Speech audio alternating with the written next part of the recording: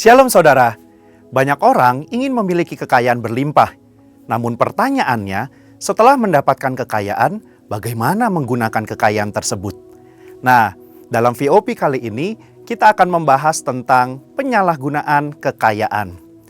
Mungkin kita pernah mendengar pertanyaan ini, salah atau dosa nggak sih mengumpulkan uang ataupun harta lalu menjadi kaya?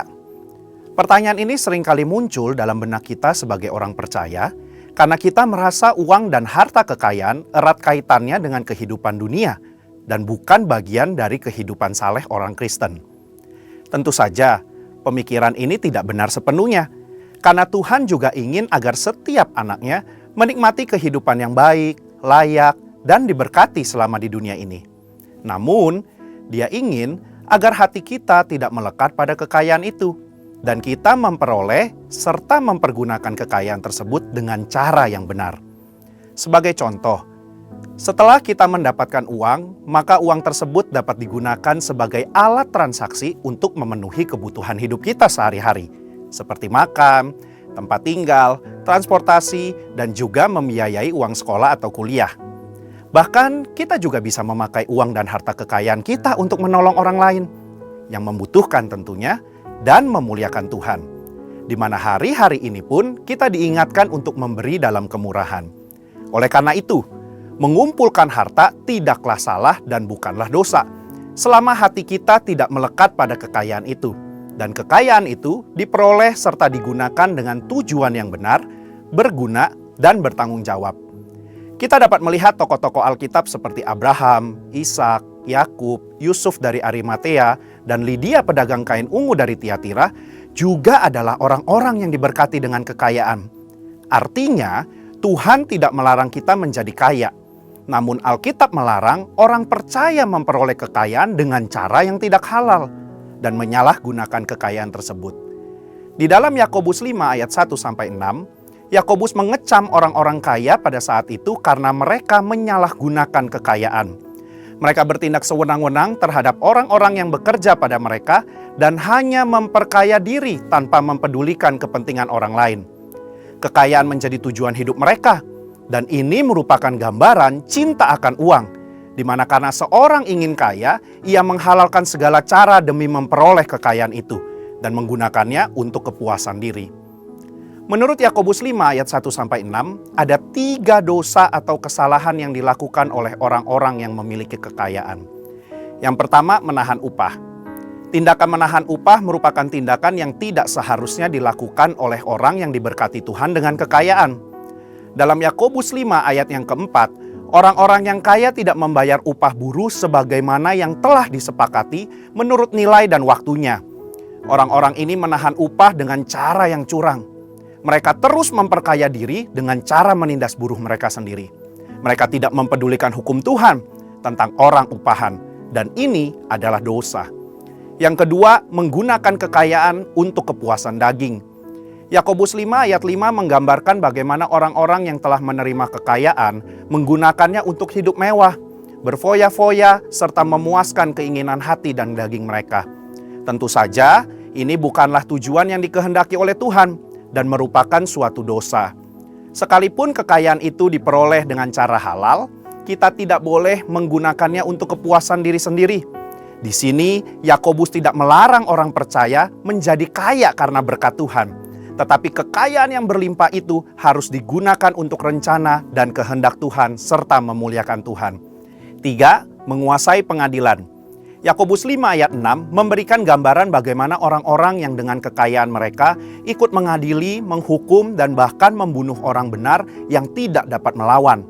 Pengadilan pada masa Yakobus dikuasai oleh orang-orang yang dengan kekayaannya menyuap para hakim dalam memberi putusan. Para buruh yang benar tetapi miskin dikalahkan dengan putusan yang tidak adil dan mereka tidak dapat melawan kembali. Selanjutnya dalam Yakobus 5 ayat 1-3 terdapat konsekuensi bagi orang-orang yang mempergunakan kekayaan dengan cara yang tidak benar. Yang pertama, mereka mengalami kesengsaraan. Yang kedua, lenyapnya kekayaan mereka. Dan yang ketiga, rusaknya watak mereka sendiri. Sebagai kesimpulan, Tuhan tidak melarang kita menjadi kaya. Namun, jangan sampai kita memperoleh kekayaan dengan cara yang salah dan bahkan menyalahgunakan kekayaan tersebut. Di sini, kita diminta untuk memperoleh kekayaan dengan cara yang benar, tidak menindas dan merampas hak orang, serta tidak menghalalkan segala cara. Setelah kita mendapatkan kekayaan tersebut, marilah kita pergunakan untuk memberi dengan murah hati kepada sesama dan memuliakan Tuhan, bukan untuk kepentingan diri sendiri. Biarlah kita menjadi orang-orang yang dipercayakan harta kekayaan dari Tuhan dengan tetap melakukan kehendak-Nya serta memuliakannya lewat kekayaan kita. Saudara, untuk penjelasan lengkapnya dari tim teologi kami, mari buka link yang ada di atas atau scan QR Code yang tersedia. Tuhan Yesus memberkati.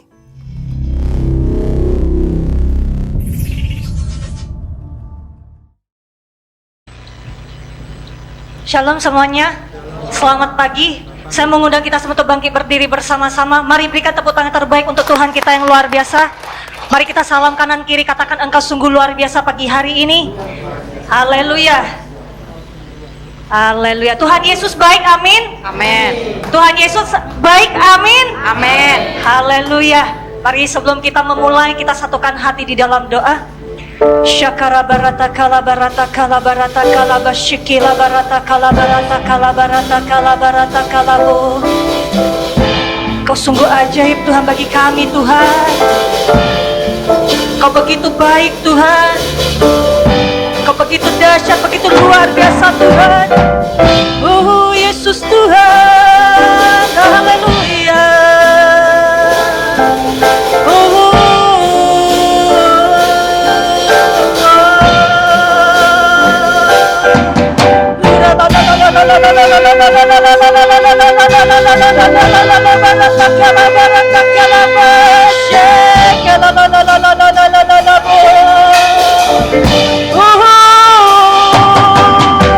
Yesus Tuhan, kami naikkan ucapan syukur kami. Kami naikkan syukur kami Tuhan.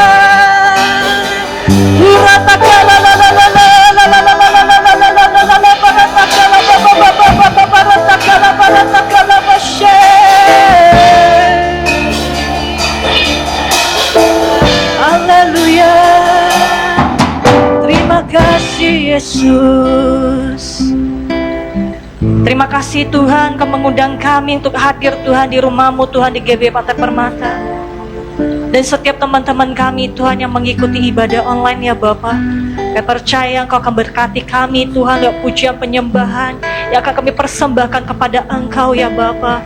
Kami mau bernyanyi Tuhan dengan hati Tuhan yang kami bisa mempersembahkan kepada Tuhan yang terbaik ya Aba. Mampukan setiap kami Tuhan. Berikan kami Tuhan hati yang lemah lembut Tuhan. Berikan kami kehausan, kerinduan untuk berjumpa dengan Engkau Tuhan di tempat ini ya Bapa. Dan kami percaya tidak ada satupun Tuhan yang Kau lewatkan Tuhan di tempat ini Tuhan. Kami yang sakit Engkau akan sembuhkan oleh biodara Yesus. Yang berbeban berat Tuhan akan lepaskan. Tuhan akan memberikan jalan keluar. Tuhan akan menghibur kami, menguatkan kami di dalam nama Tuhan Yesus Kristus. Terima kasih Engkau membawa kami Tuhan memasuki bulan yang baru Tuhan, di bulan Februari ya Bapa. Kami percaya Tuhan, perlindungan Tuhan sempurna bagi setiap kami. Setiap impian cita-cita kami percaya Tuhan akan genapi di dalam kehidupan kami ya Bapa. Kerinduan kami Tuhan, sebelum Engkau datang kali kedua ya Bapa, kami semakin sungguh-sungguh, kami semakin setia kepada Engkau ya Bapa. Kami bisa memberitakan kabar baik Tuhan bagi orang-orang yang masih belum mengenal Engkau ya Bapa. Sehingga Tuhan setiap kami akan mengalami penuaian jiwa yang terbesar dan terakhir ya Bapa. Bila tempat ini Tuhan dipenuhi Tuhan dengan jiwa-jiwa Tuhan di dalam nama Tuhan Yesus Kristus. Terima kasih ya Bapa. Terima kasih ya Roh Kudus. Siapkan hati kami Tuhan untuk memuji, menyembah, memuliakan Engkau ya Bapa. Dan kami percaya Tuhan, Engkau telah beracara Tuhan di tengah-tengah kami. Kami mau serahkan Tuhan ibadah raya kami Tuhan ke dalam tangan kasih-Mu. Hanya di dalam nama Tuhan Yesus Kristus kami mengucap syukur dan berdoa. Kita sama-sama katakan amin. Amin. Haleluya. Mari kita sama-sama memperkatakan Mazmur 91. Dalam lindungan Allah Orang yang duduk dalam lindungan yang maha tinggi dan bermalam dalam naungan yang maha kuasa akan berkata kepada Tuhan, tempat perlindunganku dan kubu pertahananku, Allahku yang ku percayai. Sungguh dialah yang akan melepaskan engkau dari jerat penangkap burung, dari penyakit sampar yang busuk.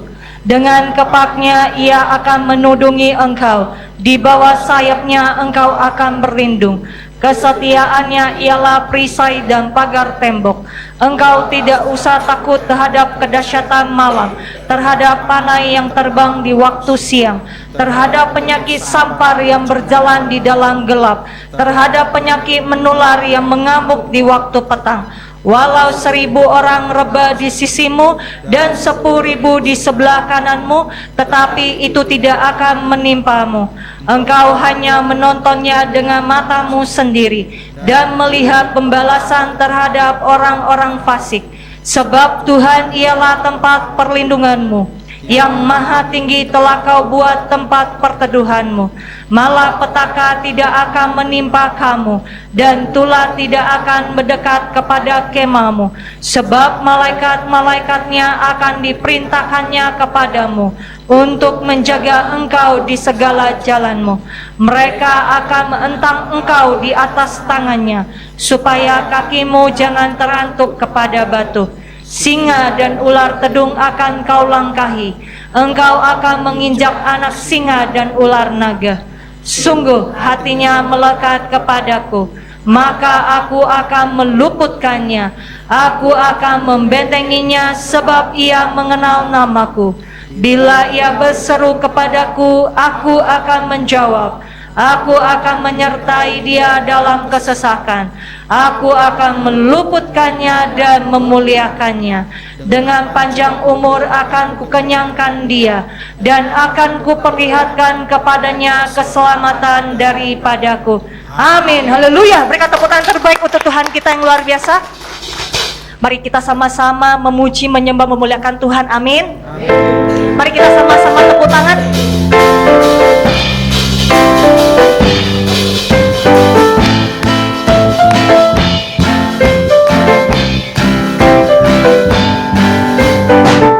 Tuhan, Engkau hadir, kuasanya mengalir, melawan setiap hati kami.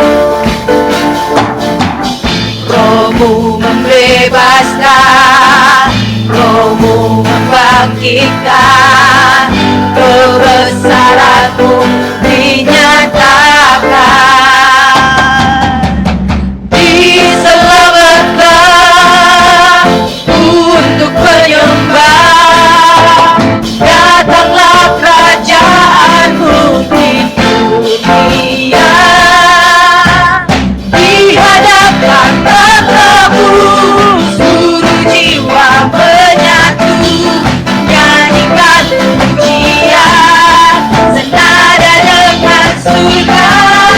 Kami datang bersatu, sembah puji nama-Mu, semesta bersuka bersama dengan surga.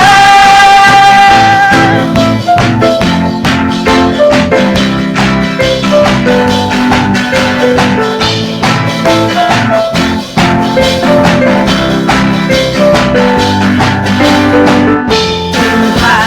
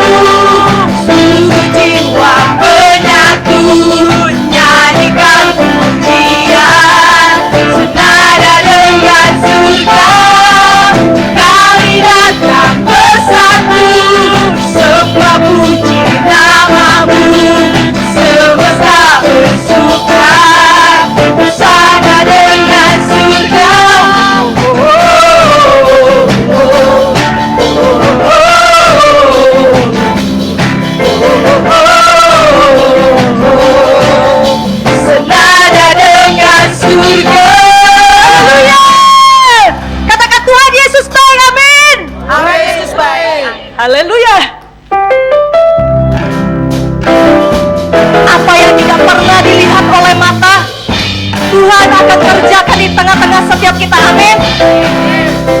Tuhan baik, saya percaya setiap kita mengalami kebaikan Tuhan.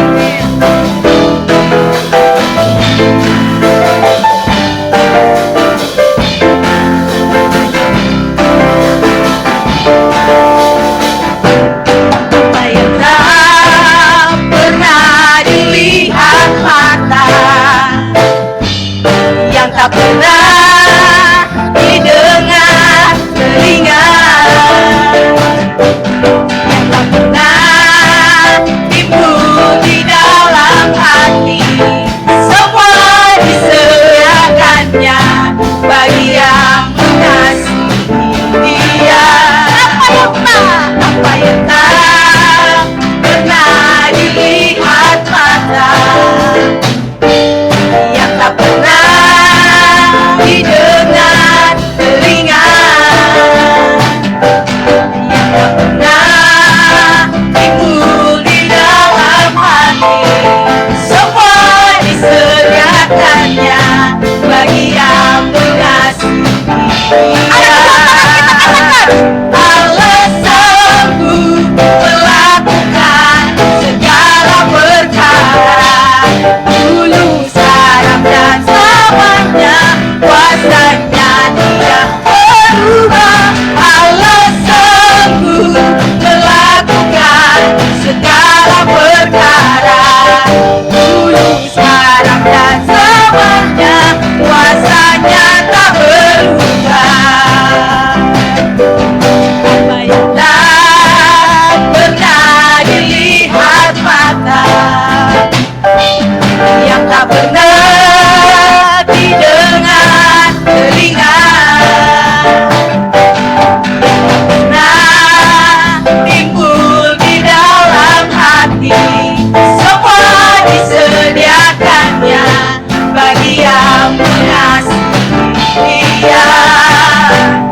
Allah sanggup melakukan segala perkara, dulu, sekarang, dan selamanya.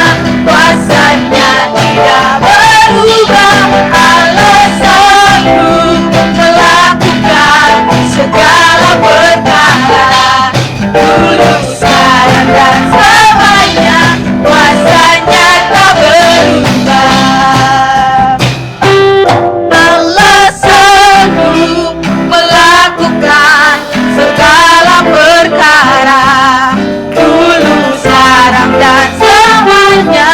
Kuasanya tidak berubah. Allah sanggup melakukan segala perkara, dulu, sekarang, dan selamanya. Kuasanya tak berubah.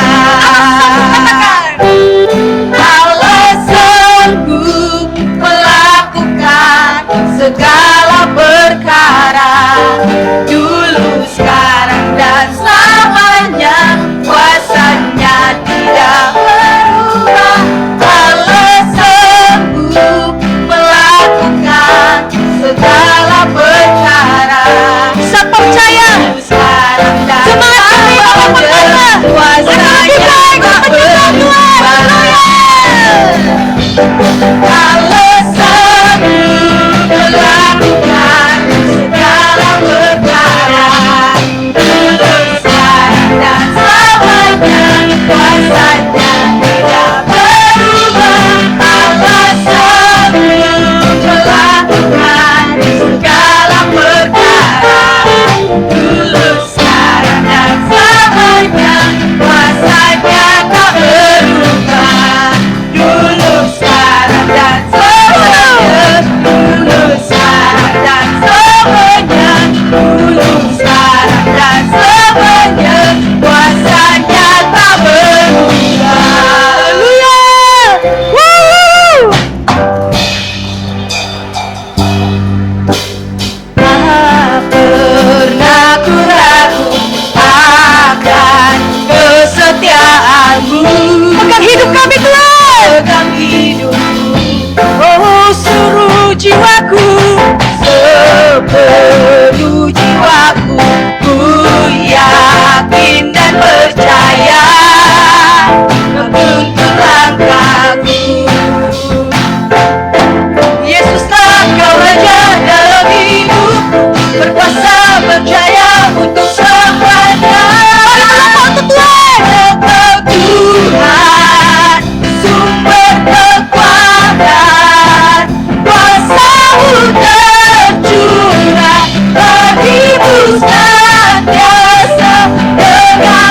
Tuhan, bukan berjalan dari kemuliaan sampai kemuliaan selamanya. Tak pernah ku ragu akan kesetiaanmu, memegang hidupku sepenuh jiwaku. Ku yakin dan percaya kau tuntun langkahmu. Yesuslah kau Raja dalam hidupku, berkuasa berjaya untuk selamanya. Hanya kau Tuhan, sumber kekuatan, kuasa-Mu tercurah begitu senantiasa. Denganmu Tuhan, ku kan berjalan dari kemuliaan sampai kemuliaan. Hanya kau Tuhan, sumber kekuatan, kuasa-Mu tercurah begitu senantiasa.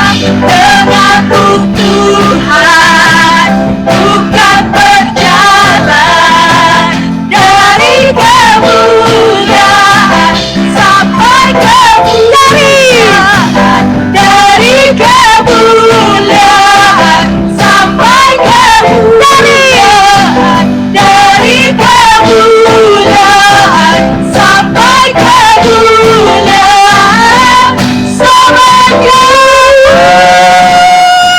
Haleluya, haleluya. Bersukacita, amin. Berikan tepuk tangan terbaik untuk Tuhan. Silakan duduk di dalam hadirat Tuhan. Mari kita siapkan hati kita untuk memberikan yang terbaik untuk pekerjaan Tuhan di tempat ini. Syakara barata kala barata kala barata kala basyikirata kalabu. Terima kasih Tuhan, Kau memberikan kami wadah Tuhan, sehingga kami bisa menabung untuk pekerjaan Tuhan. Setiap anak-anak-Mu Tuhan yang akan kembalikan Tuhan pas sepuluhan, persembahan khusus, persembahan ucapan syukur. Setiap tangan-tangan yang akan memberi Tuhan, Engkau kembalikan Tuhan 100 kali lipat Tuhan ke lumbung setiap anak-anak-Mu ya Bapa. Dan kami mau memberi dengan sukacita yang berasal daripada Engkau. Hanya di dalam nama Tuhan Yesus Kristus kami mau ucap syukur dan berdoa. Haleluya. Amin.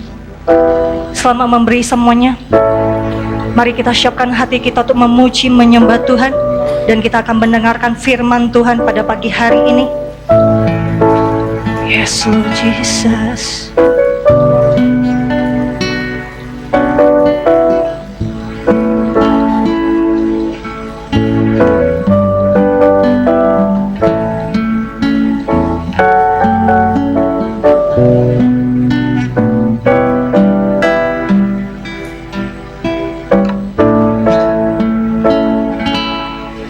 Di dalam kelemahanku sempurna kuasa-Mu, hebatnya tantanganku, lebih hebat Tuhanku. Ku berserah kepadamu. Di dalam kelemahanku sempurna kuasa-Mu, hebatnya tantanganku, lebih hebat Tuhanku. Ku berserah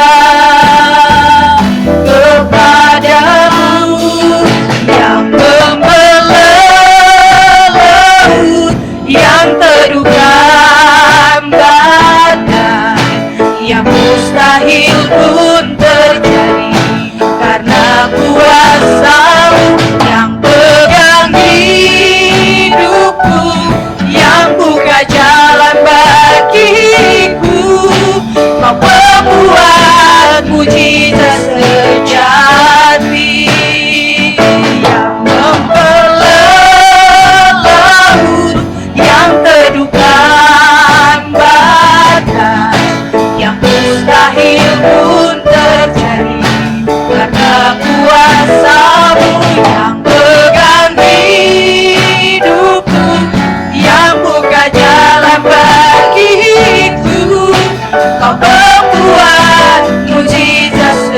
sejati. Mari kita sama-sama belajar lagu penyembahan ini. Di dalam kelemahanku sempurna kuasa-Mu, hebatnya tantanganku, lebih hebat Tuhanku, ku berserah kepadamu. Di dalam kelemahanku sempurna kuasa-Mu, hebatnya tantanganku, lebih hebat Tuhanku, ku berserah kepadamu. Yang membelah laut, yang teduhkan badai, yang mustahil pun terjadi karena kuasa-Mu. Yang pegang hidupku, yang buka jalan bagiku, Kau pembuat mujizat sejati. Yang membelah laut, yang teduhkan badai, yang mustahil pun terjadi karena kuasa-Mu. Yang pegang hidupku, yang buka jalan bagiku, Kau pembuat mujizat sejati. Yang membelah laut, yang teduhkan badai, yang mustahil pun terjadi karena kuasa-Mu. Yang pegang hidupku, yang buka jalan bagiku, Kau pembuat mujizat sejati.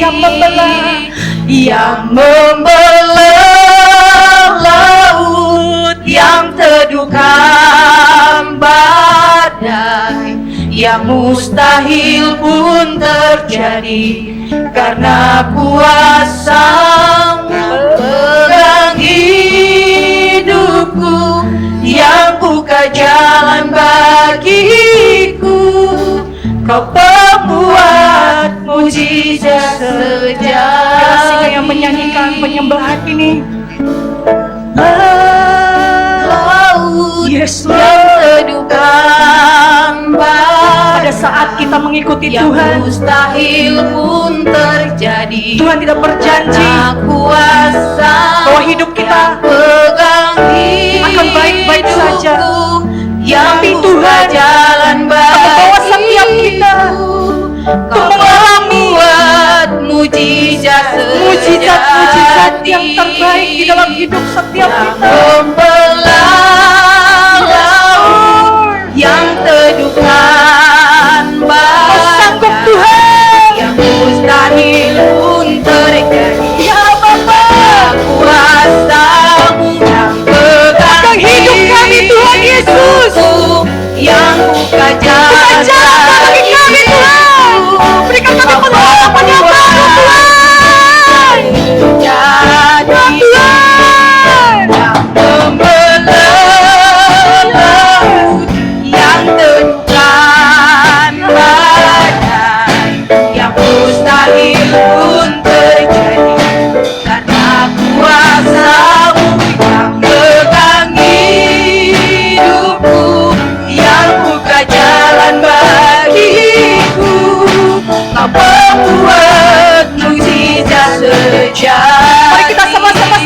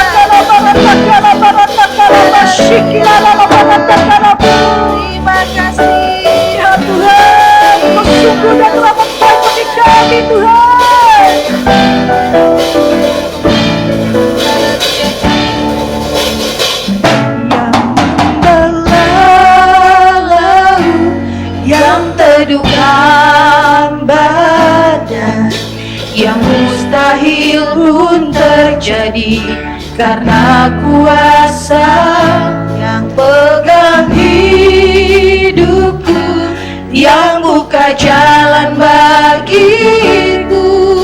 Kau pembuat mujizat sejati.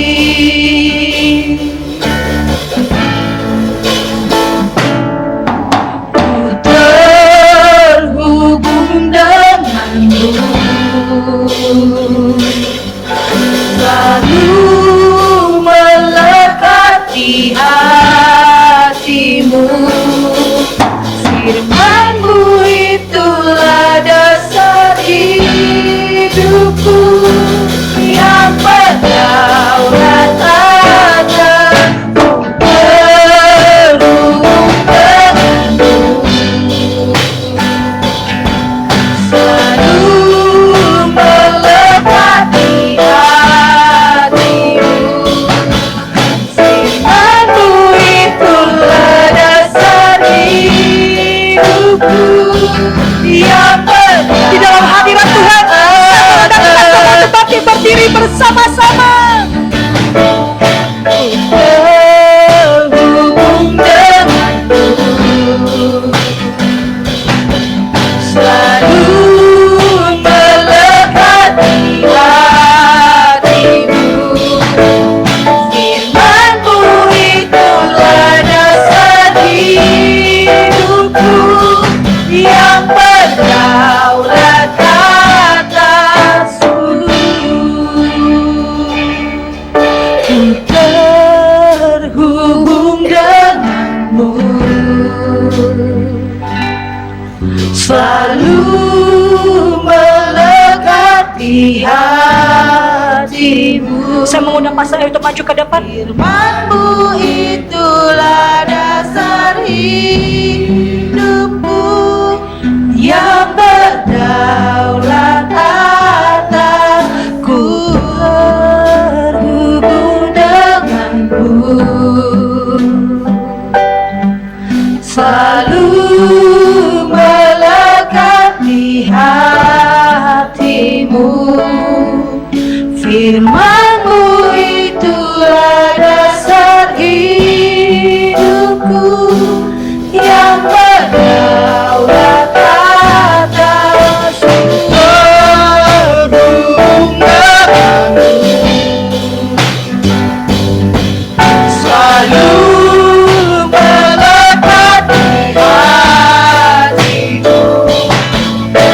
Firman-Mu itulah dasar hidupku, yang berdaulat atasku. Firman-Mu itulah Tuhan. Firman-Mu itulah dasar hidupku, yang berdaulat atasku. Firman-Mu Tuhan. Firman-Mu itulah dasar hidupku, yang berdaulat atasku. Beri kemuliaan buat Tuhan.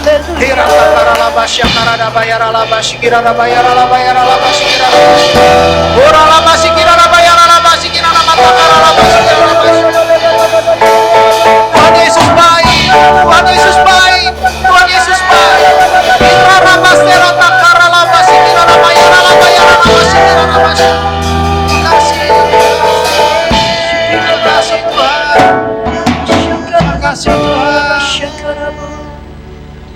Firman-Mu hidup. Firman-Mu berkuasa. Firman-Mu ya dan amin. Kau begitu baik. Kau begitu ajaib. Engkau begitu berkuasa. Karena Yesus adalah firman yang hidup.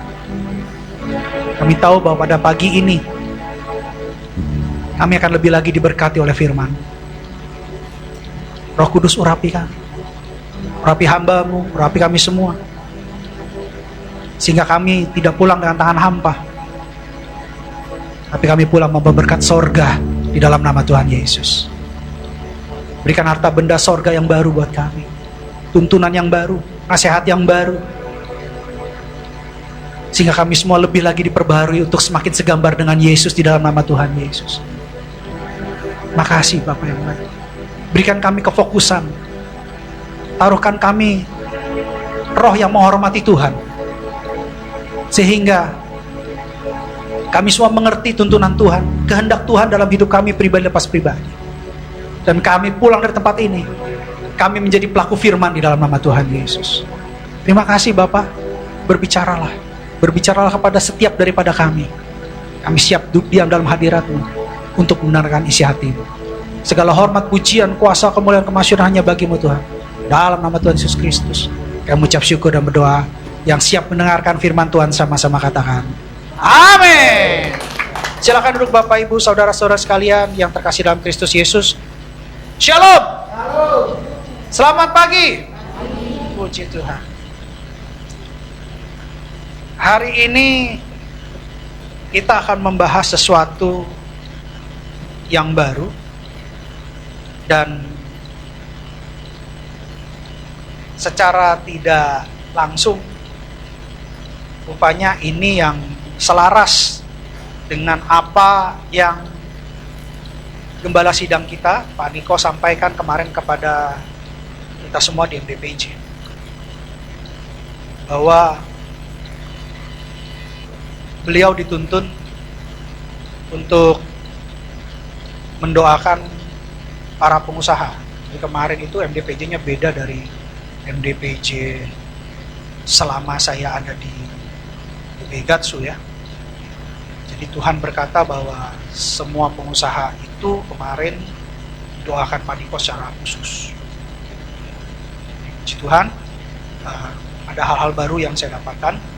Tadi juga VOP-nya selaras bahwa dalam ketidakpastian yang akan terjadi di akhir zaman dan juga bencana alam yang makin intens, Tuhan berbicara kepada hambanya, yaitu Gembala Sidang kita, untuk secara khusus mengurapi dan mendoakan para pengusaha. Jadi kemarin itu luar biasa dan saya bersyukur bahwa pengurapan itu akan diberikan Tuhan buat Ibigatsu, artinya kita semua. Yang mengerti katakan yes. Puji Tuhan. Dan ada beberapa poin yang harus persiapkan. Pada saat itu saya sudah berdoa sama Tuhan untuk khotbah hari ini.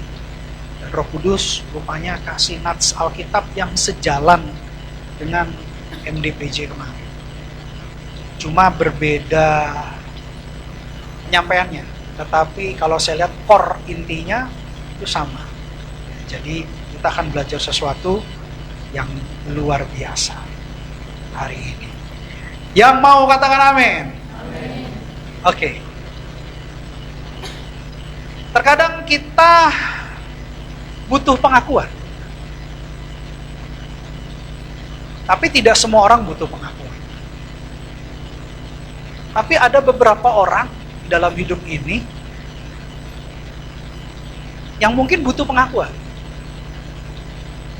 Sehingga dia mau dianggap layak, dia mau diterima, bukan dengan apa adanya, tetapi mengikuti kebutuhan komunitas yang ada. Sehingga orang-orang ini berusaha untuk layak, untuk patut, untuk pantas diterima oleh komunitas. Contohnya waktu saya ikut filatelis, saya ikut filateli di Cikini gitu ya. Jadi saya koleksi perangko. Jadi kalau setiap ada perangko dari dulu akong saya itu dia memang punya relasi dari Belanda. Jadi banyak sekali surat-surat dari Belanda, perangkonya bagus-bagus. Perangkonya bagus-bagus itu saya biasa kalau dapat surat, amplopnya saya minta. Oh, minta dong amplopnya. Jadi saya gunting perangkonya lalu saya taruh di air Setelah taruh di air, nah nanti perangkonya ngelupas tanpa merusak, terlepas daripada lemnya. Nah itu saya keringin, setelah saya keringin saya punya album, Bapak Ibu Saudara sekalian. Semua isinya perangko, dan saya suka koleksi perangko burung. Jadi burungnya bagus-bagus ya. Kenapa saya ikuti itu? Karena waktu saya masuk ke filateli, itu harus punya koleksi perangko. Jadi saya berusaha untuk cari, dan saya bisa pantas, patut, dan layak diterima di perkumpulan tersebut. Belum lagi yang lain-lain ya. Dulu juga saya ikut satu aliran bela diri, tapi saya tidak sarankan ya. Itu dulu saya masih belum mengerti. Namanya THM, Tunggal Hati Seminari, Tunggal Hati Mari. Saya ikut itu, lalu saya berusaha untuk bisa diterima, dilayakkan. Apa yang terjadi? Ya saya berusaha latihan, saya berusaha apa yang nggak mungkin tuh saya lakukan dengan kekuatan sendiri. Saya dulu nggak ngerti yang namanya baca Alkitab, saya nggak ngerti yang namanya penggalian Alkitab. Saya taunya saya punya keanggotaan di bawah keagamaan. Tapi sebenarnya itu tidak diperbolehkan. Itu dulu ya. Saya ikut aja. Jadi apa yang terjadi ya saya coba berusaha mecah-mecahin apa itu barang-barang itulah supaya dapat pengakuan. Bukan ada tenaga dalam. Kalau sekarang nggak usah, tenaga Tuhan aja. Nah, jadi jangan ikut saya. Itu saya sudah belajar dari pengalaman sebelumnya. Jadi kalau bisa batu bata gitu ya, botol ya. Kalau sekarang kan sekalian botol ada airnya itu lepas gitu ya. Itu dulu sudah belajar tuh. Sudah belajar. Kalau dulu malah tingkat yang lebih tinggi itu kayak di film-film. Jadi berantemnya jarak jauh pakai tenaga dalam. Itu benar sudah ada, dulunya sudah ada. Tapi saya sarankan nggak usah yang begitu-begitu. Cukup baca Mazmur 91. Deklarasikan Mazmur 91. Yang jahat-jahat akan jadi Tuhan jadikan perisai dalam hidup kita. Ya, itu aja. Nggak perlu itu nggak perlu. Ya, jadi saya banyak belajar tentang itu dan akhirnya puji Tuhan saya bertobat. Tapi intinya dalam kisah-kisah saya ini bahwa banyak orang yang ingin menempatkan posisinya di satu kegiatan atau komunitas sosial tertentu sehingga boleh dilayakkan dan boleh diterima. Dan mereka berlomba-lomba untuk melayakkan diri sendiri, untuk mempercantik diri sendiri, untuk mengikuti standarisasi diri sendiri. Tetapi nilai-nilai yang kita usahakan untuk kita layak di komunitas tersebut supaya kita bisa diterima, standarnya jauh dengan standar sorga. Kita mau masuk nih ke satu komunitas elit. Kita harus pakai apa nih syaratnya? Harus punya tas Gucci. Atau Louis Vuitton. Ngomong gimana? Louis Vuitton. Kalau orang Prancis ngomongnya agak sedikit dilipet-lipet lidahnya. Jadi pakai tas-tas yang begitulah. Baru bisa masuk komunitas. Tetapi standar apapun yang dianggap tinggi di dunia ini tidak bisa sama dengan standar sorga. Karena standar sorga itu tinggi sekali, Bapak Ibu Saudara sekalian. Tapi puji Tuhan, karena kita punya Tuhan Yesus. Tuhan Yesus itu yang membuat kita yang tidak layak menjadi layak di sorga. Dan standarnya tinggi sekali tuh. Tinggi sekali, luar biasa tinggi. Luar biasa sempurna. Tapi Tuhan Yesus ada in between antara kita yang tidak layak dengan standar surga yang begitu tinggi. Tuhan Yesus ada di antara itu untuk melayakkan kita sehingga kita layak di surga, mempunyai standar surga. Makanya hari ini Roh Kudus berikan kita tema khotbah, Dia layakkan kita. Kita mau belajar bahwa kita ini nggak layak loh, tapi kita dilayakkan loh. Kenapa kok kita dilayakkan? Karena kasih karunia begitu besar, anugerahnya itu begitu indah menurut saya. Jadi kita harus mengerti kenapa kita dilayakkan dan bagaimana supaya kita dilayakkan. Jadi hari ini kita akan belajar dari surat Rasul Paulus yang nanti akan mengajarkan kita. Sebenarnya kita memang tidak layak karena kita adalah manusia yang berdosa. Sehebat apapun hamba Tuhan, termasuk Benihin termasuk hebat. Saya percaya juga pernah jatuh dalam dosa. Bahkan Daud yang berkenan di hadapan Allah. Allah sendiri menyatakan bahwa Daud berkenan di hadapan Allah. Dia juga pernah berdosa. Jadi nggak ada istilah orang yang tidak berdosa di dunia ini. Semua manusia sudah jatuh dalam dosa.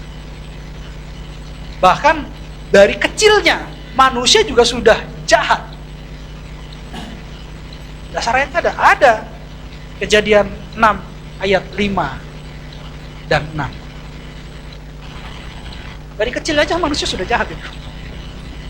Demikianlah firman Tuhan, ketika dilihat Tuhan bahwa kejahatan manusia besar di bumi dan bahwa segala kecenderungan hatinya selalu membuahkan kejahatan semata-mata, ayat 6, maka menyesalah Tuhan bahwa ia telah menjadikan manusia di bumi dan hal itu memilukan hati. Bahkan Allah sebenarnya kecewa sama manusia. Kita nggak layak, sama sekali nggak layak. Coba buka lagi Kejadian 8 ayat 21. Kejadiannya 8 ayat 21, pasal 8 ayat 21. Perhatikan lagi di sini. Kejadian 8 ayat 21. Ketika Tuhan mencium persembahan yang harum itu, berfirmanlah Tuhan dalam hatinya, aku takkan mengutuk bumi ini lagi karena manusia. Sekalipun yang ditimbulkan hatinya adalah jahat dari sejak kecilnya. Dan aku tak akan membinasakan lagi segala yang hidup seperti yang telah kulakukan. Ini ketika Allah berbicara kepada Nuh, mencium bau kesukaan. Tapi sebenarnya Allah menyesal dengan menjadikan manusia di bumi. Tapi karena Allah maha kasih, Dia punya ide keselamatan untuk menyelamatkan manusia di bumi. Melalui siapa? Tuhan Yesus. Kita nggak layak. Kita nggak layak. Kita harus sadar, kita nggak layak. Tapi kalau kita dilayakkan di sorga, itu karena kebaikan Tuhan, bukan karena kita. Kalau kita dimampukan, diperbaharui, diubahkan, itu bukan karena kita, itu karena Tuhan. Sehingga kita layak dengan standarnya sorga. Jadi tahu ya, kenapa kita dilayakkan? Karena kasih Tuhan yang begitu besar. Nah sekarang bagaimana kita meresponi kelayakan itu? Bagaimana kita meresponi kelayakan itu? Kita akan masuk dalam khotbah hari ini. Kita buka Kolose 1 ayat 9 sampai 14. Tapi kita baca pelan-pelan ayat 9 dulu. Kolose 1 ayat 9. Demikianlah firman Tuhan. Sebab itu sejak waktu kami mendengar, kami tiada henti-henti, tiada berhenti-henti berdoa untuk kamu. Kami meminta supaya kamu menerima segala hikmat dan pengertian yang benar untuk mengetahui kehendak Tuhan dengan sempurna.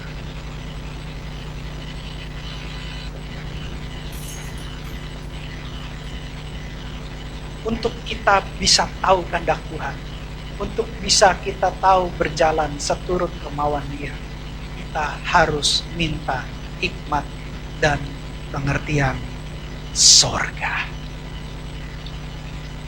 Karena kita selama ini nggak tahu kan, kita nggak layak kok dilayakan ya. Terus standarnya sorga kayak gimana? Tuhan maunya apa? Kita butuh hikmat dan pengertian sorga untuk mengetahui kehendak sorga. Bukan kehendak dunia. Standar dunia dengan standar sorga beda. Sekalipun kita masih ada di dunia, tapi kita adalah agen sorga. Jadi kita butuh hikmat dan pengertian yang bukan standar dunia, tapi standarnya sorga. Itu yang pertama, kita doa. Kalau Paulus berdoa untuk jemaat di Kolose, kita ikuti doa Paulus. Kita minta hikmat dan pengertian sorga. Katakan sama-sama saya, hikmat dan pengertian sorga. Mulai hari ini, tambahkan dalam pokok doa kita, minta hikmat dan pengertian sorga. Ketika kita diberikan hikmat dan pengertian sorga dari sang pemilik sorga, maka percayalah, kita akan selaras dengan sorga. Itu yang pertama. Kalau kita selaras dengan sorga, apa artinya? Artinya kita menghadirkan sorga di hidup kita. Kita menghadirkan sorga di dunia ini. Itu cara yang pertama, minta hikmat dan pengertian sorga. Pak, mintanya sekali? Enggak, terus menerus. Nanti saya akan khotbahkan, kemarin saya janji tentang pertumbuhan iman. Tapi tadi kemarin sore saya tanya sama Roh Kudus bilang jangan, kamu khotbahin dulu. Nanti minggu depan kalau diizinkan saya akan khotbahkan bagaimana cara iman itu bertambah-tambah. Kalau iman kita sudah ditambah-tambahkan, percayalah, tidak ada mustahil bagi Tuhan. Ya, itu rahasianya ada di situ. Yang pertama, jadi minta hikmat dan pengertian dari sorga. Yang kedua, ayat 10. Sehingga hidupmu layak di hadapannya, serta berkenan kepadanya dalam segala hal. Dan kamu memberi buah dalam segala pekerjaan yang baik, dan bertumbuh dalam pengetahuan yang benar tentang Allah. Sebentar, sebelum saya masuk yang kedua, saya mau ilustrasi dulu yang pertama, saya kelewat, maaf. Balik lagi ke ayat 9. Balik lagi ayat 9, kita mundur dulu satu ayat. Biar jelas ada ilustrasinya, karena Tuhan sudah kasih ilustrasi.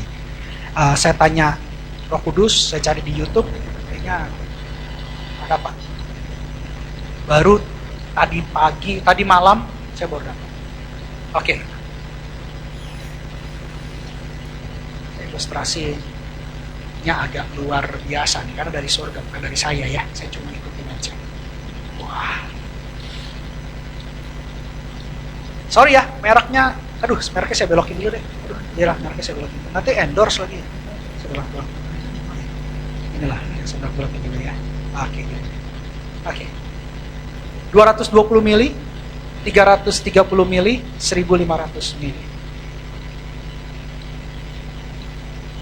Minuman ini, saya juga nggak tahu nih dapat dari siapa. Tiba-tiba istri saya taruh di meja. Saya pikir kok kayaknya familiar ya minuman ini. Saya ingat. Wah, saya baru ingat. Biasanya kalau kita naik pesawat non ekonomi itu dikasih makan, makanya bayarannya mahal. Makanannya bukan paket Hokben ya, super bento 1, super bento 2, enggak. Makanannya sedikit, sederhana, dan biasanya airnya segede gini di pesawat. Tapi harganya jadi mahal nih, minuman kecil gini mahal ya. Ini kalau ditaruh di kafe-kafe atau taruh di warung kopi nggak laku. Kenapa? Terlalu sedikit. Benar gak? Benar ya? Tapi otomatis juga kalau ini saya taruh di kafe-kafe atau taruh di warung kopi, pasti beda harga. Kalau ini di warung kopi paling berapa nih? Udah? 1.000. Hah? 1.000? Oh, 2.000. Ajaib, 1.000. Anggaplah 2.000. Ya, atau berapa? Biasanya saya nggak ketemu di warung kopi kecil kayak gini, imut-imut, unyu-unyu kayak gini nggak bakal ketemu. Ya.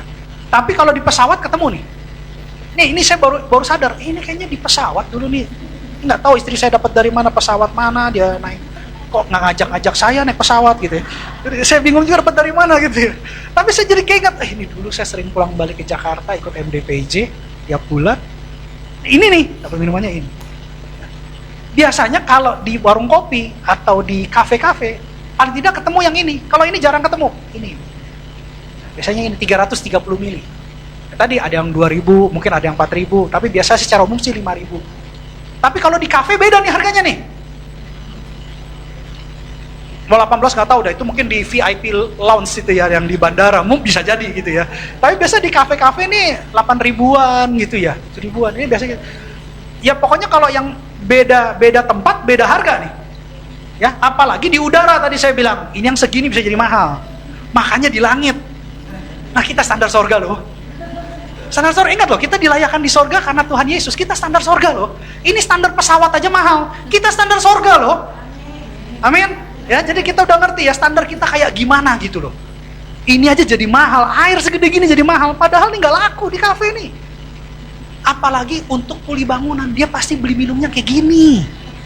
Kalau kayak gini bisa 1 dus dia bawa, dia gotong-gotong. Ya kan? Dia butuh yang begini. Tapi ini dicari pesawat, nggak ada Bapak Ibu. Saya mau beli aqua 1,5 liter, diketawain sama dia. Ini kan 1.500 mili. Ya, nggak bakal ada. Artinya apa? penempatan sesuatu yang salah mempunyai nilai yang kurang tepat. Penempatan sesuatu di tempat yang benar akan mempunyai nilai yang fantastis. Paham sampai di situ? Kondisi yang menentukan kita ada di mana, itu menentukan nilai kita. Kalau kita sudah tahu kita standar sorga, jangan merendahkan diri kita untuk menjadi standar ecek-ecek. Kita standar sorga dan sudah dilayakan dengan darah yang mahal, darah yang kudus, dan tidak ada satu pribadi pun yang memiliki darah yang kudus untuk menukar nyawa kita sehingga kita layak di sorga. Berarti standar kita high class loh.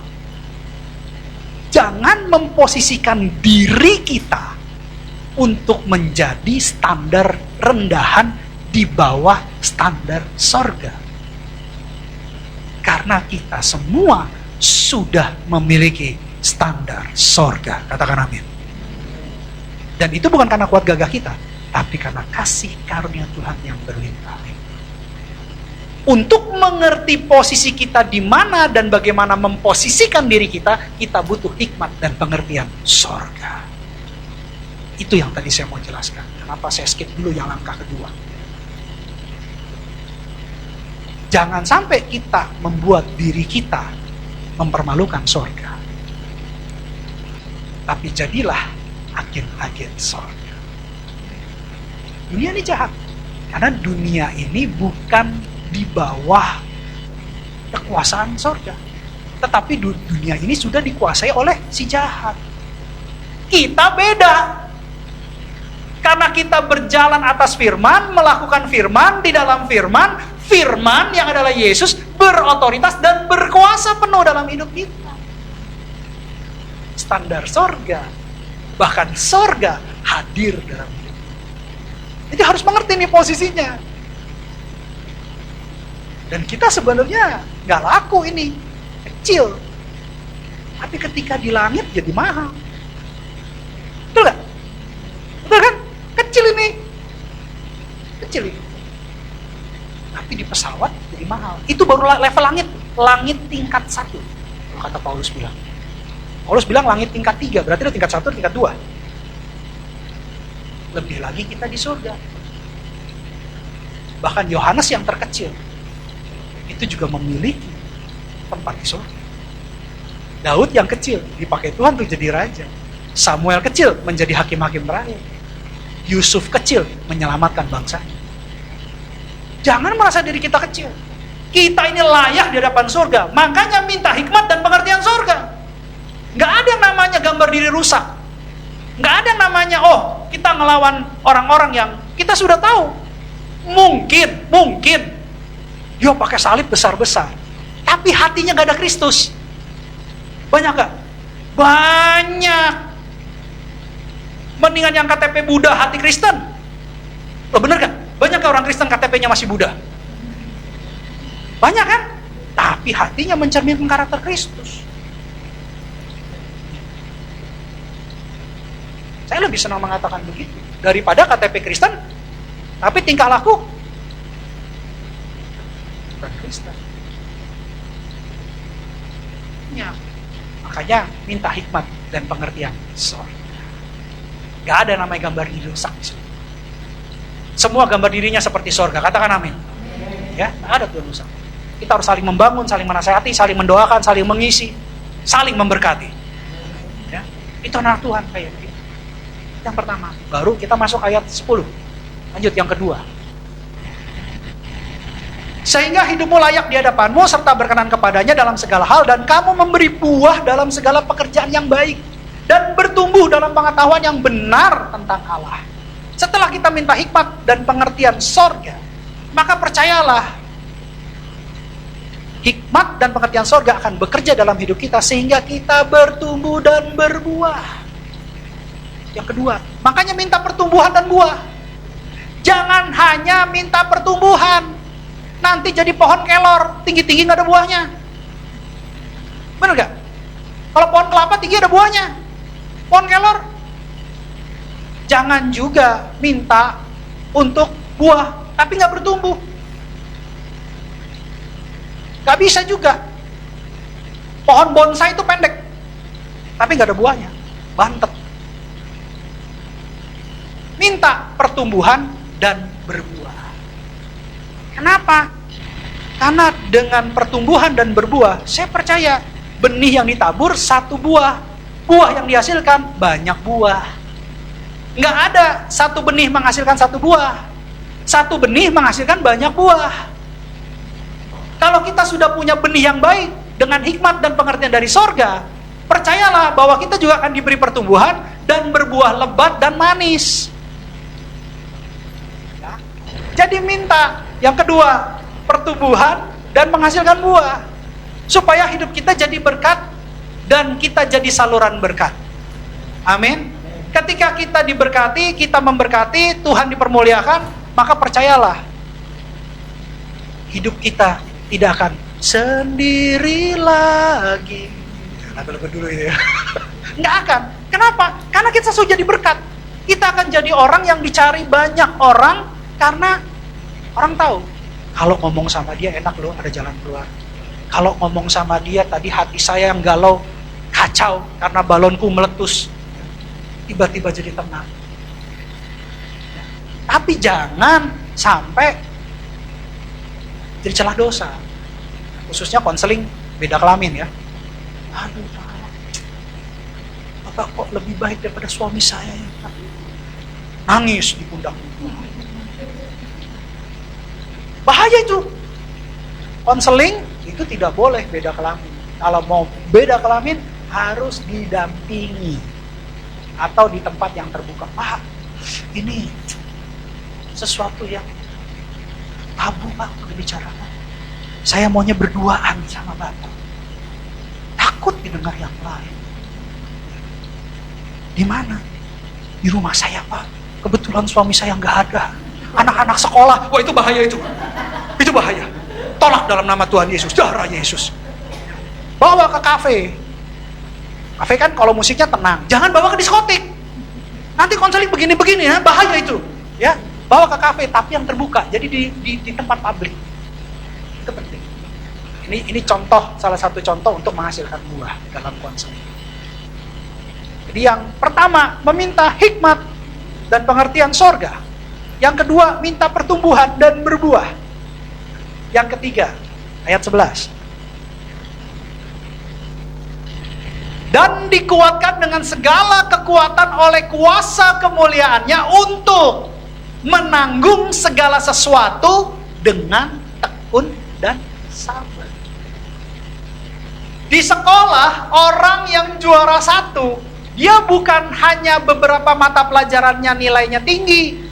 Oh, matematikanya 9, IPA-nya 9, biologinya 9, lalu fisikanya 4, IPS-nya 5. Keseniannya 6. Gak bakal bisa jadi juara umum. Seorang yang juara umum di seluruh aspek mata kuliah atau mata pelajarannya pasti nilainya tinggi. Makanya dia bisa jadi juara umum. Dan itu butuh apa? Butuh konsistensi, komitmen, ketekunan. Saya bukan orang pinter. Tapi kenapa saya bisa jadi juara umum? Karena saya tekun. Saya gak berubah-berubah. Kayak saya sekali Yesus tetap Yesus, saya nggak pernah berubah. Saya punya komitmen dengan Tuhan. Itu membuat saya bertumbuh. Tapi saya kuat gak? Enggak, saya nggak kuat. Kenapa saya bisa? Karena kekuatannya dari Tuhan. Makanya minta kekuatan dari Tuhan untuk bisa tekun dan sabar. Yang ketiga, minta kekuatan untuk tekun dan sabar. Dalam proses ketekunan, itu ada proses, ada jangka waktu untuk menerima buahnya. Karena usaha kerja, itu nanti akan terlihat dari hasilnya. Dan itu butuh sabar. Ada titik tertentu kita akan menuai. Waktu kita menabur benih, tidak langsung berbuah. Itu akan bertumbuh, kita beri pupuk, kita pelihara, kita rawat, kita bebaskan dari hama-hama, baru menghasilkan buah yang lebat dan manis. Ada proses, ada waktu. Sehingga harus ada kesabaran, ada ketekunan dan kesabaran. Dan itu butuh kekuatan dari Tuhan. Gak bisa untuk melakukan itu sendirian dengan kekuatan sendiri. Jadi yang pertama minta hikmat dan pengertian sorga, yang kedua minta pertumbuhan buah, yang ketiga minta kekuatan untuk tekun dan sabar. Yang ketiga, pokok doa yang ketiga. Ini harus dipraktekkan nih. Karena percaya ketika kita mengetuk pintu surga berulang-ulang, saya percaya pintu surga terbuka. Yang ketiga, nanti kita baru tahu apa sih efek dari ini semua. Nanti pelan-pelan dulu. Ya. Yang keempat, ayat selanjutnya, ayat 12. Dan mengucap syukur dengan sukacita kepada Bapa yang melayakkan kamu untuk mendapat bagian dalam apa yang ditentukan untuk orang-orang kudus di dalam kerajaan terang. Yang keempat, minta hati bersyukur. Ya, banyak orang nggak bersyukur ya, tapi nggak di sini. Puji Tuhan di sini bersyukur semua. Ya, banyak orang di luar sana nggak bersyukur, bersungut-sungut terus. Minta hati bersyukur. Itu hati yang susah didapat. Rasa bersyukur itu susah didapat. Orang kalau selalu hidupnya kurang, berarti kurang bersyukur. Tapi kalau orang yang mengatakan puji Tuhan, Pak, puji Tuhan, selalu melibatkan Tuhan, puji Tuhan, Pak, puji Tuhan. Saya percaya rasa syukur itu akan membawa kita kepada kelimpahan. Yang keempat. Sehingga kalau kita doakan 4 pokok doa ini, yang pertama meminta hikmat dan pengertian sorga. Yang kedua meminta pertumbuhan dan berbuah. Yang ketiga apa? Minta kekuatan untuk tekun dan sabar. Yang keempat, minta hati bersyukur. Saya percaya kita akan dilayakkan Bapa. Apa yang kita dapat? Yang pertama yang kita dapat, kita akan dapat bagian bersama orang kudus. Itu yang pertama. Itu standar kelayakan. Standar kelayakannya seperti itu. Yang kedua, ayat 13. Ini musuh kita. Ayat 13. Lanjutnya. Ia telah melepaskan kita dari kuasa kegelapan dan memindahkan kita ke dalam kerajaan anak yang terkasih. Yang kedua, kelayakan itu artinya kuasa kegelapan tidak berkuasa atas diri kita. Karena kita sudah dilepaskan dari kuasa kegelapan. Itu yang namanya kelayakan. Kuasa-kuasa kegelapan itu apa? Banyak. Yang negatif-negatif lah. Itu pasti bukan berasal dari Tuhan. Sakit penyakit, kemiskinan, kebingungan, kesedihan, kekecewaan. Itu semua dari iblis. Dan itu berkuasa. Dia ingin menaruh kuasa itu. Kapan dia taburkannya? Pada saat kita tidur. Makanya yang tidur tidak berdoa, wah, itu lahan suburnya iblis. Ya, makanya sebelum tidur berdoa. Bilang kiri kanan, sebelum tidur doa. Bilang dulu kiri kanan, sebelum tidur doa. Loh iya, musuh menyerang pada saat kita lengah. Kapan kita lengah, tidak beraktivitas, tidak berjaga-jaga? Tidur kan? Benar nggak? Tidur pada saat kita tidur. Apalagi tidur siang tuh. Bahaya. Enggak lah ya, kalau capek gak apa-apa tidur. Ibaratnya kalau mau tidur berdoa. Minta perlindungan dari Tuhan. Saya gitu kalau tidur. Mau ke dalam surga. Sebentar lagi kami mau istirahat. Kira bungkus tutup kami semua dengan darah Yesus. Sehingga roh-roh yang bukan berasal darimu, yang berasal dari si jahat yang ditaburkan pada saat kami istirahat, kami hancurkan kuasa dari Yesus. Minta sama Tuhan. Itu pasti ditabur bunyi pada saat malam. Makanya kadang-kadang mimpi, siapa di sini suka mimpi horor malam-malam? Wah, itu pasti pulang, itu baru nonton itu tuh The Demit dari Gunung Merapi, nonton bioskop. Nah, itu pulang tidur ke bawah tuh biasanya tuh. Ya kan? Bilangnya, aduh, Pak, saya tadi ketemu ini, ketemu apa? Itu ceritanya Kanisa biasanya. Kamu harus doa gitu. Jadi yang kedua, dia akan melepaskan kuasa-kuasa kegelapan dalam kelayakan standar sorga. Dan yang ketiga, kita berada dalam kerajaan karena kita sudah dipindahkan ke kerajaan anak yang kekasih. Itu yang dilayakan oleh Tuhan. Dan kelayakan yang keempat yang akan kita dapat, yaitu yang terpenting di ayat 14. Kita baca sama-sama. 3, 2, 1.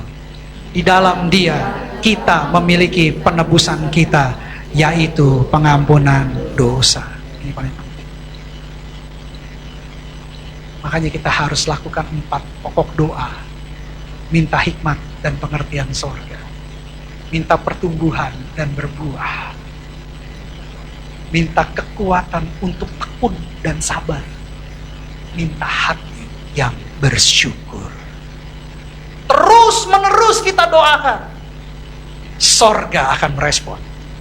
Hidup kita diubahkan. Sorga hadir dalam hidup kita. Amin.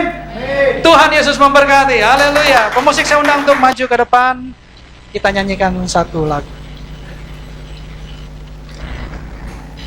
Kita tidak layak, tetapi Tuhan Yesus melayakan kita. Karena Dia melayakan kita adalah wajib kita memuji, menyembah Sang Pencipta. Karena tanpa Dia kita tidak layak. Di dunia ini tidak layak, apalagi di surga. Tapi karena Dia, kita bertumbuh berbuah. Dan kita memiliki hikmat dan pengertian sorga. Kekuatan untuk tekun dan sabar. Bahkan memiliki hati bersyukur. Itu karena dari Tuhan. Tuhan yang membuat kita seakan-akan berkarya, berbuah, menjadi berkat. Itu lagi-lagi Kristus yang berkarya dalam hidup kita. Ya. Oleh sebab itu adalah pantas kalau Dia mendapat pujian penyembah. Bapak Ibu, saudara-saudara sekalian, saya undang untuk bagi berdiri. Saya akan masukkan kembali.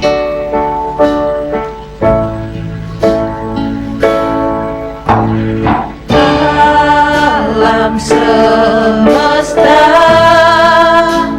melukiskan kebesaran Tuhan.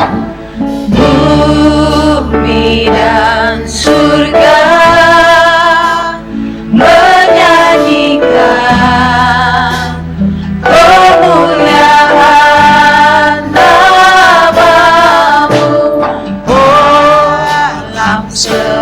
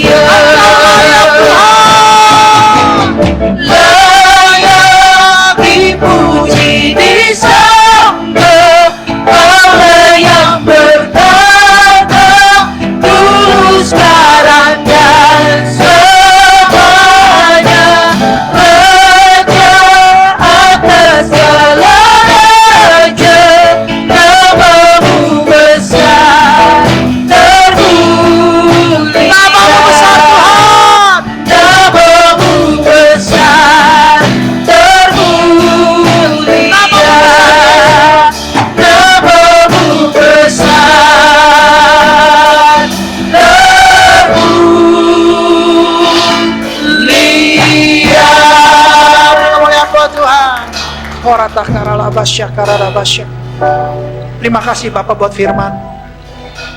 Kami tahu segala sesuatu diawali dengan doa. Engkau menambahkan pokok doa pada hari-hari menjelang kedatangan-Mu. Kami tahu kami sudah ada di bab terakhir di dalam zaman ini. Dan pastinya di dalam bab terakhir pasti akan ada akhir. Tidak lama lagi bab akhir ini akan selesai, Tuhan. Dan Engkau memperlengkapi kami, gereja-Mu yang Kau kasihi, dengan 4 pokok doa yang boleh kami naikkan ke hadapan. Materaikan Tuhan pokok doa ini dalam doa-doa kami, untuk meminta hikmat dan pengertian yang benar, untuk bertumbuh dan berbuah, untuk minta kekuatan, tekun dan sabar, dan juga untuk kami boleh memiliki hati yang bersyukur. Berkati kami anak-anak-Mu di tempat ini, Tuhan, dengan urapan surga. Materaikan firman Tuhan yang kami dengar, untuk menjadi benih yang hidup, berakar di ruang tanah hati kami, bertumbuh, berbuah, dan menjadi berkat buat banyak orang di dalam nama Tuhan Yesus. Terima kasih Bapa buat firman pagi ini. Hamba sudah selesai menyampaikan isi hati-Mu, tapi Roh Kudus tetap terus bekerja atas hidup kami dalam nama Tuhan Yesus. Terima kasih Bapa yang baik buat firman-Mu. Segala hormat, pujian, kuasa, kemuliaan, kemasyhurnya bagi-Mu Tuhan, dalam nama Tuhan Yesus Kristus. Kami mengucap syukur dan berdoa. Sama-sama kita katakan amin. Kita akan masuk dalam perjamuan kudus. Mari kita siapkan perjamuan kudus kita.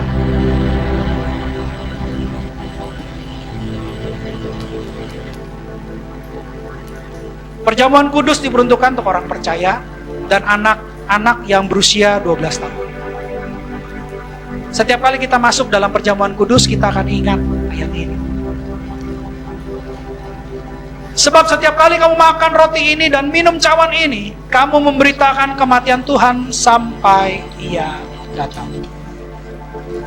Perjamuan kudus adalah perjamuan Tuhan Yesus untuk kita, untuk memberkati kita semua. Karena melalui karya salibnya, Dia rela menyerahkan nyawanya untuk menebus dosa kita, supaya kita layak di hadapan surga, kita layak di hadapan Bapa. Tetapi sebelum kita masuk dalam perjamuan kudus, kita harus periksa diri kita masing-masing. Karena ada tertulis, jadi barang siapa dengan cara yang tidak layak makan roti atau minum cawan Tuhan, ia berdosa terhadap tubuh dan darah Tuhan. Karena itu hendaklah tiap-tiap orang menguji dirinya sendiri, dan baru sesudah itu ia makan roti dan minum dari cawan itu. Kalau hari ini, saat ini, siang ini, Roh Kudus sedang berkata-kata dalam diri kita, mengingatkan kita atas hal-hal yang belum dibereskan, dosa terselubung, dosa tersembunyi, yang masih belum selesai di hadapan Bapa di sorga. Selesaikan. Selesaikan. Minta pengampunan, lepaskan pengampunan. Biarlah hati kita bersih dan menerima berkat yang terbaik dari sorga. Masing-masing dudukan kepala untuk minta ampun sama Tuhan. Ampuni kami semua Tuhan. Ampuni kami semua. Ampuni kami semua. Kalau mungkin ada dosa, pelanggaran yang telah kami lakukan dan tidak berkenan di hadapan, baik sengaja atau tidak sengaja yang kami lakukan, kami mohon ampun Abah, kami mohon ampun. Kami mohon ampun Abah, ampuni kami. Ampuni kami. Ampuni kami Yesus. Layakan kami untuk masuk perjamuan kudus Tuhan. Layakan kami untuk dapat berkat perjamuan kudus Tuhan. Ampuni kami Tuhan, dalam nama Tuhan Yesus. Yesus.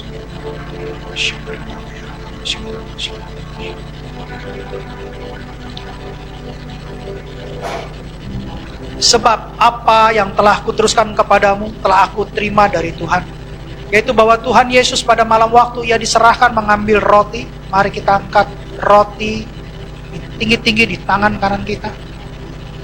Dan sudah itu ia mengucap syukur atasnya. Ia memecah-mecahkannya dan berkata, inilah tubuhku yang diserahkan bagi kamu. Perbuatlah ini menjadi peringatan akan aku. Saudara-saudara yang terkasih dalam Kristus Yesus, bukankah roti yang kita pecah-pecahkan adalah persekutuan dengan tubuh Kristus? Makanlah dalam nama Tuhan Yesus.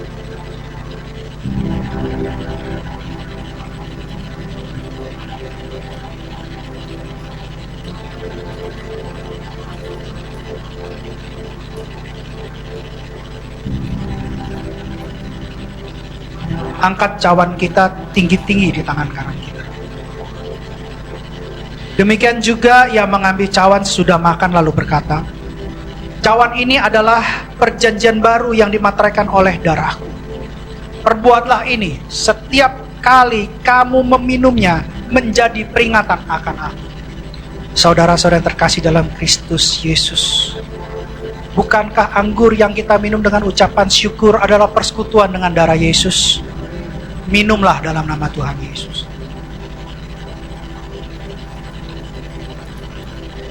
Jangan ada yang diam. Mari kita mengucap syukur. Terima kasih Tuhan. Terima kasih Yesus. Kami bersyukur padamu Tuhan. Terima kasih Bapa. Engkau baik Yesus. Terima kasih buat karyamu Tuhan. Engkau menyelamatkan kami Yesus. Engkau melayakan kami Yesus. Terima kasih. Terima kasih Yesus. Terima kasih Yesus. Ku bersyukur hanya bagi Tuhanku. Terima kasih Yesus. Terima kasih Yesus. Puji syukur hanya bagi Tuhan. Terima kasih. Terima kasih Yesusku. Terima kasih Yesusku. Puji syukur hanya bagi Tuhanku. Terima kasih Yesusku. Terima kasih Yesusku. Puji syukur hanya bagi Tuhan. Puji syukur. Puji syukur hanya bagi Tuhan. Puji syukur. Puji syukur hanya bagi Tuhan. Yang sakit sembuh, yang letih lesu kuat, yang butuh jalan keluar mendapat jalan keluar, yang terikat terbebas. Bahkan kami percaya Tuhan, ada pendewasaan rohani, kasih mula-mula mengalir, pertumbuhan dan berbuah terjadi dalam nama Tuhan Yesus. Mari kita buka kedua tangan kita dan pintu hati kita untuk menerima berkat yang terbaik dari Tuhan. Kekasih-kekasih Kristus, sama seperti engkau membuka kedua tanganmu dan pintu hatimu di hadapan Tuhan, pintu surga terbuka di hadapan. Ulanglah dan terimalah berkat kelayakan surga, berkat pengudusan, berkat keselamatan, berkat kemenangan, berkat keberhasilan, berkat keberuntungan, berkat kesehatan, bahkan berkat Abraham, Ishak, dan Israel. Kasih karunia berlimpah-limpah dan shalom dari Allah Bapa kita di surga melalui Tuhan kita Yesus Kristus dan persekutuan yang manis bersama dengan Roh Kudus mulai saat ini sampai Tuhan Yesus sendiri yang akan menjemput kita di awan-awan yang permai. Setiap kita orang percaya yang sudah menerima berkat Tuhan, sama-sama katakan amin. Selamat hari Minggu, Tuhan memberkati. Shalom.